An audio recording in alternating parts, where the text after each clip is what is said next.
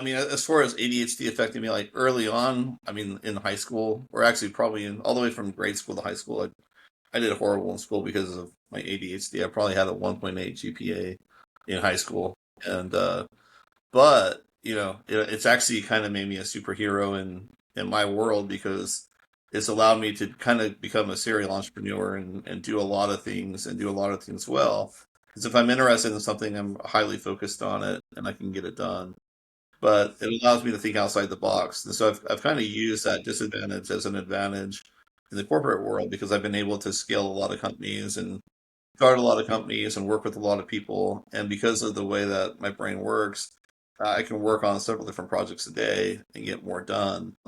But yeah, so I've kind of turned it into an advantage where in high school though and in grade school, definitely not an advantage, definitely a hindrance. But now I've kind of learned to live with it and learn how my brain works and learn how to you know, do the things that motivate me and keep me on focus. So, but I can see where, like being very task oriented helps me.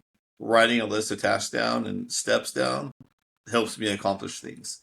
And so with a mind map like what you guys are doing, figuring out like, what those steps are and then having something that can like you can kind of keep track of, I think that would be very helpful for people with ADHD. So I can see the value in the product.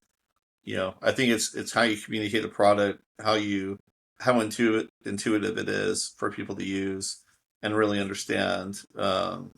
That I think is the challenge that you're going to face is how do we make it easy enough and simple enough for people to really get it that aren't tech savvy, or if they are, even if they are tech savvy, like the amount of time that you spend doing, you know, Clarity, is it going to are people going to use it and actually get value out of it. So that's the challenge that you're going to face. It's not reaching the people that have ADHD. It's reaching them and getting them to actually use it and getting them to find value in it to where they won't mind paying for it.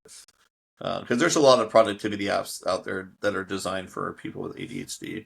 You just have to have a better mousetrap, or you have to have better messaging.